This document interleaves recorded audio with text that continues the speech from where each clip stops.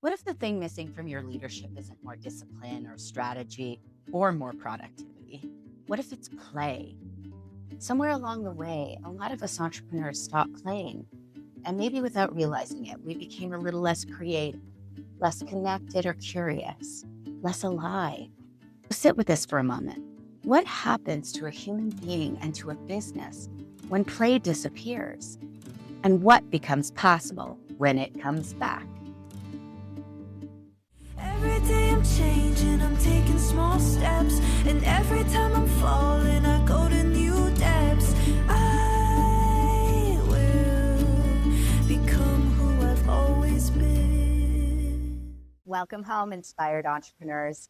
I'm Deborah Hartnett, leadership and high performance expert. If you're new here, these solo episodes are really inquiries. They're conversations, places where we slow down long enough to examine what it actually means to build a business without losing ourselves in the process. This conversation around play has been sitting with me ever since my interview with Mia Sundstrom from the National Institute for Play.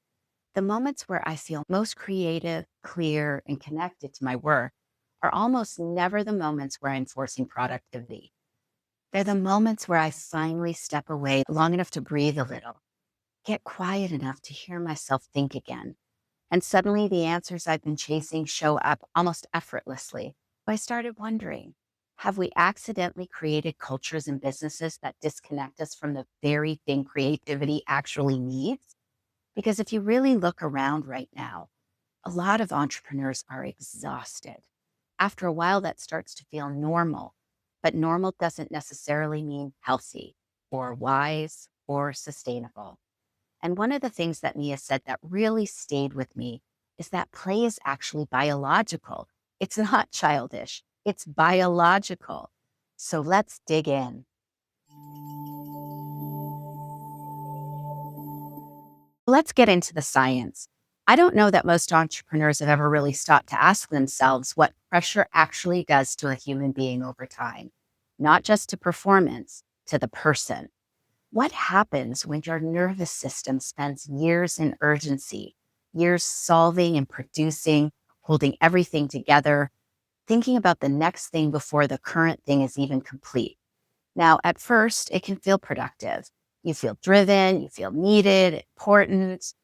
But after a while, something else starts to happen. Creativity narrows and you stop noticing things. You stop wondering. You stop playing with ideas because everything starts feeling so consequential. So, what fascinated me is this idea that biologically, the brain changes depending on the state we're operating in. So, when we're constantly stressed, the brain moves more into protection, which makes sense, right? Human beings were designed to survive threat. But the problem is, the brain doesn't always know the difference between a tiger chasing you and unread emails and the financial pressure and notifications all day long. And so many founders are unknowingly trying to innovate while their entire body is operating like it's under attack. Then they wonder why creativity feels so hard to access. Why so many entrepreneurs feel disconnected or emotionally flat, and why we can't think clearly had me wondering. What if some entrepreneurs don't actually have a creativity problem? What if they have a nervous system problem? What if the issue is the absence of spaciousness? Think about where your best ideas usually arrive. It's usually when you finally exhale. It's moments where something in you lets you go enough for a new thought to emerge. What I've seen for myself and the entrepreneurs that I've worked with is now more than ever how important this conversation is, because we are living in a culture that rewards constant output. Even our rest becomes about being productive. How many times have you gobbled something at your desk just before you have to get on another meeting? Or what about while you're in that meeting? What about slipping in 20 more minutes of answering emails while you're in bed or answering phone calls while you're at your kid's game? Somewhere inside of all of that, many people slowly disconnect from aliveness itself. But this is why I believe entrepreneurship has to become more human, not less ambitious or strategic, but more human.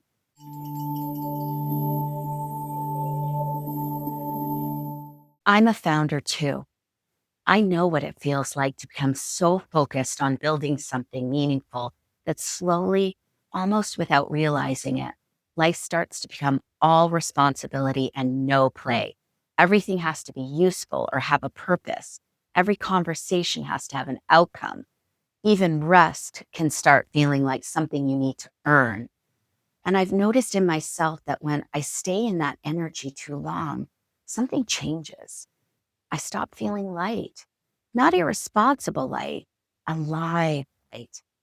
I stop noticing beauty as much. I stop laughing as easily. I stop feeling curious.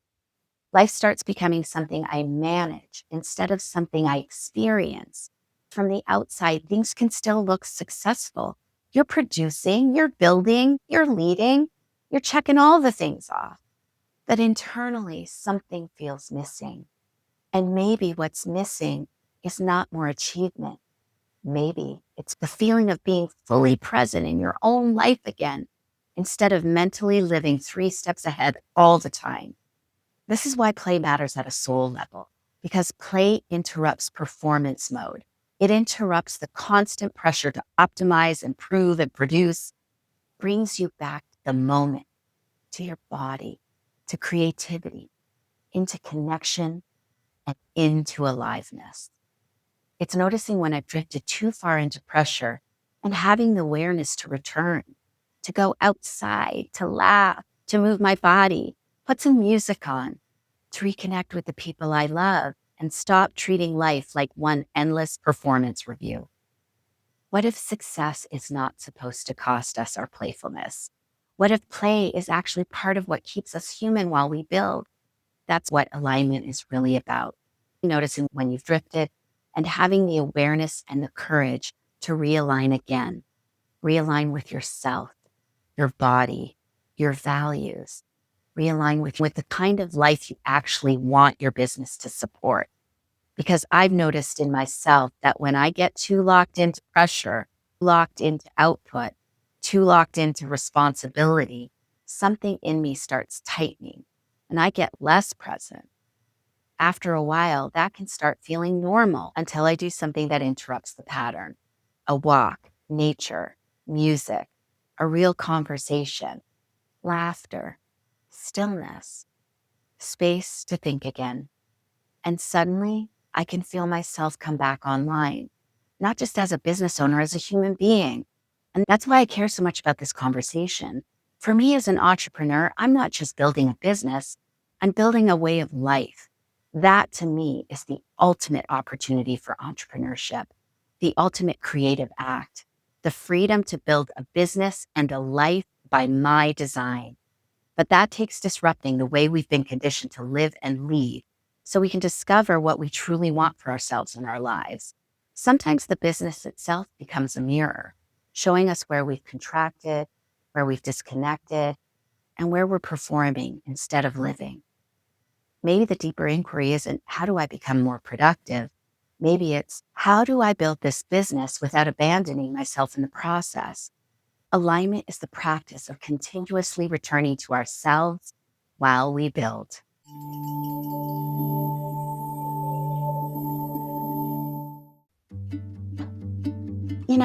This is really why I believe entrepreneurship has to become more human, not less ambitious or strategic, but more human. Because founders don't just build businesses from spreadsheets and strategies. They build businesses from who they are while they're building them, from the way they think, the way they handle pressure and uncertainty, the state of their nervous system, quality of their relationships, and the way they lead when things get hard. And that's what we practice inside the Alignment Lab. It's not just tactics.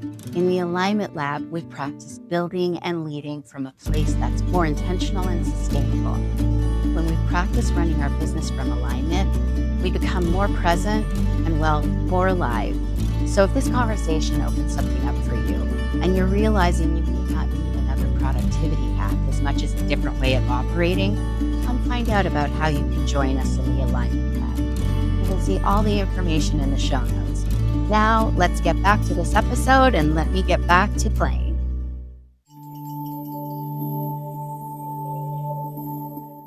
One of the things I've started doing on the podcast is something called Founders Pulse. where I go out into the community and talk to real entrepreneurs about what they're experiencing, learning, and creating. And for an episode on creativity and play in entrepreneurship, who better to learn from than the masters themselves? So I spent time at the Temecula Children's Business Fair interviewing young founders between the ages of 8 and 13.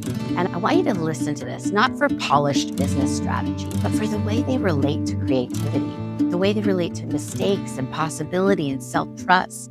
I think they may understand something many adults have forgotten. Let's take a listen. Hi, my name's Eva, and I'm from Eva's Rosy Star. Most of it was excited and really fun. I just kept on going and trusting myself. I just think for everyone to just stay confident and to mess up, and it's okay because you can make it into whatever you want. Just do your best and try your best. My name is Connor, and my name of my business is Connor's Arts and Crafts. I think my funnest part of doing my business is having people come over and doing The hard thing is when I get toys and I start playing with them. My name is Harper and my business is Bubblicious. The funnest part of putting my business together was getting to work with my dad.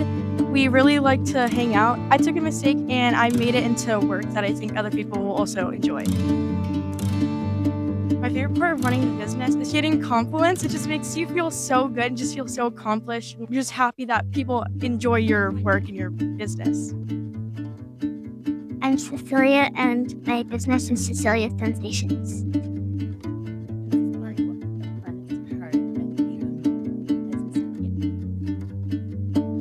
I just like making stuff.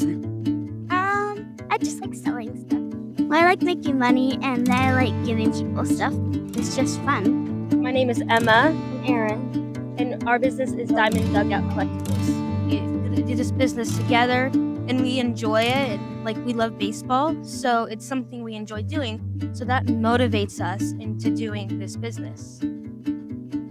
We felt really creative. I really think there's tons of ways to be creative. There's tons of ways and things you can do. I think it was also really cool to work together as a sister and brother. My name is Addie. My business is called Selku Scales. When I was putting together my business, it was difficult to make the process quicker and more efficient. At first, I just needed to step away. Then once I had regrouped, I was able to come back. I think the most fun part of this was the design aspect. That was a very enjoyable part of putting the business together. I think it was fun because I just got to express my creativity. So, what would you tell an adult who might not normally bring play and creativity into the business? I would advise just to why do you love to do what you do? What made you start doing this? And I feel like sometimes when I'm feeling burnt out, I think about that. For me, it's just the joy of bringing smiles to their face. That's what made me start entrepreneurship. And I think that helps really make the business more fun and exciting.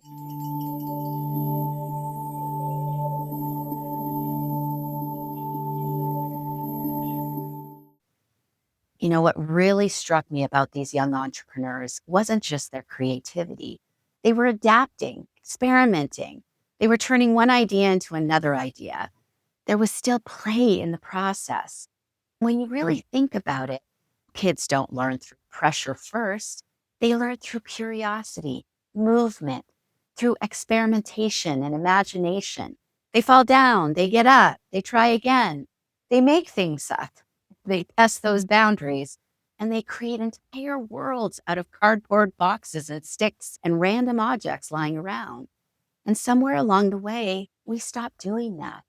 Not because creativity disappears, but because pressure slowly replaces curiosity. I started wondering how many businesses slowly become environments where people stop experimenting. They stop taking creative risks or bringing ideas forward because everything starts feeling so high stakes all the time. And that's where this conversation about play becomes incredibly relevant to leadership and business strategy.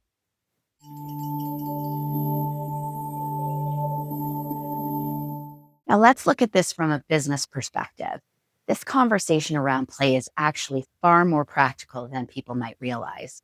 Because when founders lose curiosity, businesses often start becoming reactive instead of innovative. Teams become transactional instead of collaborative, and leaders become controlling instead of visionary. Over time, businesses can slowly lose energy. You can feel it when you walk into certain companies. Everything feels tight and people are guarded. People don't want to make mistakes or challenge ideas. Everyone's trying to survive in the pressure. And then there are those environments where people feel energized, ideas move, people contribute, creativity exists. There's trust, there's adaptability. And when you really study innovative companies, many of them intentionally create environments that leave room for experimentation, creativity, humor, imagination, movement, and psychological safety. Not because they're unserious about performance, because they understand human beings perform differently when they feel safe enough to think. And this affects everything operationally. Problem solving improves, communication improves, retention improves, innovation improves, even sales and customer experience improve. People can feel when a business is operating from contraction versus aliveness. And I think this matters even more right now because AI is leveling the playing field operationally. Information is easier to access, systems are easier to automate, and content is easier to create, which means the future advantage may not just come from efficiency, it may come from humanity, from originality, culture, emotional intelligence, from vision, from relational depth, from creativity. And maybe that creates a completely different inquiry for entrepreneurs. Not just how do I grow this business, but what conditions am I actually creating in this business for human beings to actually thrive? Because businesses are living ecosystems, and the emotional state of the founder eventually touches everything. It touches your team, your client, your cultures, your creativity, your decisions, and the future.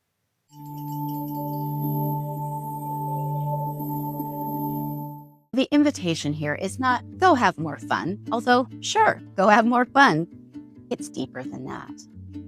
What about beginning to notice what reconnects you to yourself? What softens the pressure, expands your thinking, and brings your curiosity back online and makes you feel present again? Maybe these things are not distractions from great leadership, but part of what makes it possible. Perhaps the future of leadership is not just about becoming smarter or faster, but becoming more human, more connected, creative, and more alive while we build. Until next time, keep leading, keep creating, and don't forget to play. Every day I'm changing, I'm taking small steps, and every time I'm falling, I go to new depths. I will become who I've always been. And because I care about you and want to keep things above board, here's the quick legal bit. The Inspired Entrepreneur podcast and content posted by Deborah Hartnett is presented solely for general information, educational, and inspirational purposes. The use of information on this podcast or materials linked from this podcast or website is at the user's own risk. It's not intended as a substitute for the advice of a physician, professional coach, psychotherapist, or other qualified professional diagnosis or treatment. Users should not disregard or delay obtaining medical, mental health, legal, or business advice for any situation and should seek the assistance of qualified professionals